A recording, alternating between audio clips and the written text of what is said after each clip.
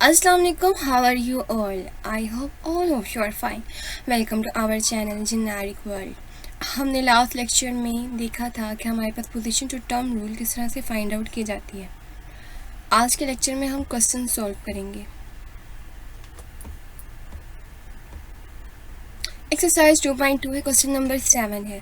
Find the indicated term of the arithmetic sequence by position to term rule. यानी कि जो arithmetic sequence आपको given किया गया है, आपने इसको पोजीशन टू टर्म रूल को यूज़ करते हुए सॉल्व करना है। अब आपके पास क्वेश्चन नंबर 1 है, 15, 21, 27 एंड 33। अगर आपको याद हो तो मैंने आपको बताया था कि अगर हम दो टर्म्स का डिफरेंस लें, लाइक 21 माइनस 15 करें तो आपके पास डिफरेंस आता है 6। अगर आप 27 माइनस 21 करो तो भी आपका डिफरेंस आता है 6। मतलब कि तमाम टर्म्स के दरमियान में जो डिफरेंस होता है वो आपका होता है सेम, तो वो होगा अरिथमेटिक सीक्वेंस। अब आपको ये क्वेश्चंस गिवन है तो अब हमने पोजीशन टू टर्म रूल लगाना है।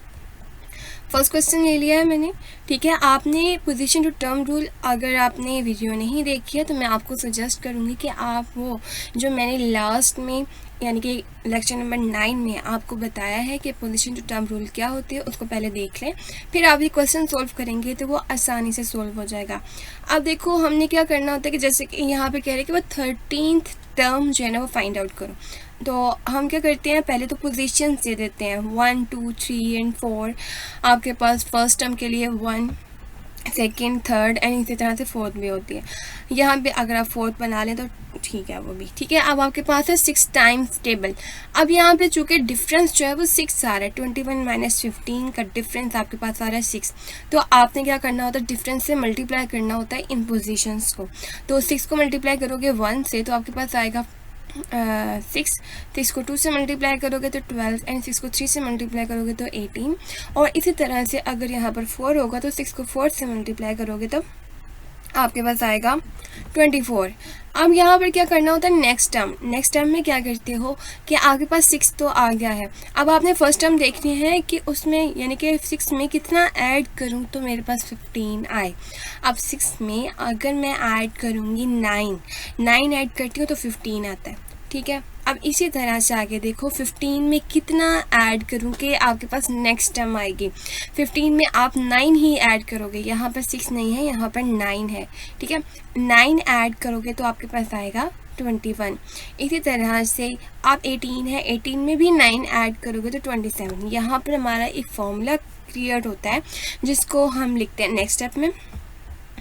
आपके पास है so multiply the position by 6 and add 9। ये हमारे माइंड में सेट हो गया कि हम तो पोजीशन को पहले डिफरेंस से मल्टीप्लाई करेंगे जो कि 6 है, और उसके बाद हम ऐड करेंगे 9 को, तो हमारे पास टर्म आ जाती है। अब यहाँ पे क्या करेंगे, ए 13th टर्म थी ना, तो हम क्या करेंगे 13 को 6 से मल्टीप्लाई करेंगे,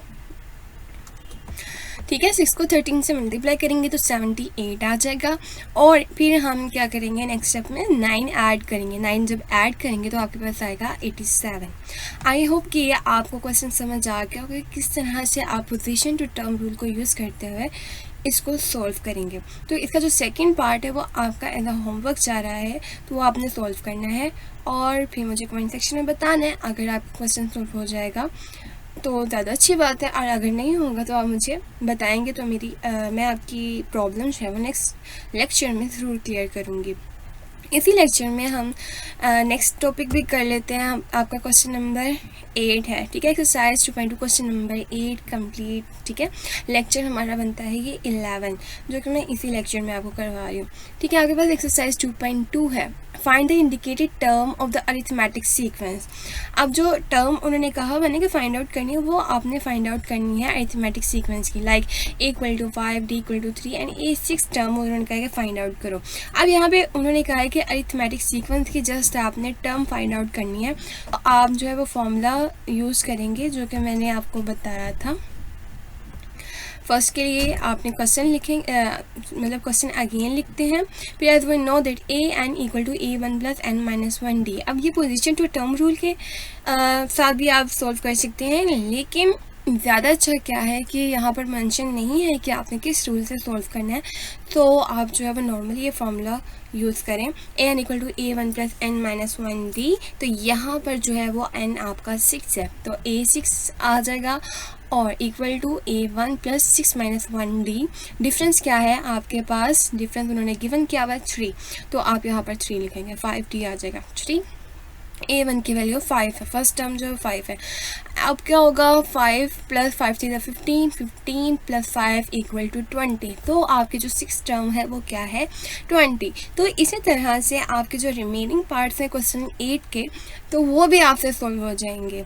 तो आपने एक्सरसाइज 2.2 का ये क्वेश्चन कंप्लीट करने के बाद पूरी एक्सरसाइज को गो थ्रू करना है, और अभी जब आप करेंगे तो फिर ये नेक्स्ट टाइम कभी भी नहीं भूलेगी, ठीक है। सो आपने एक्सरसाइज 2.2 को रिवाइज करना है। रिवाइज करने के बाद जो है वो नेक्स्ट हम इंशाल्लाह एक्सरसाइज 2.3 स्टार्ट करेंगे और अच्छे कॉन्सेप्ट्स के साथ।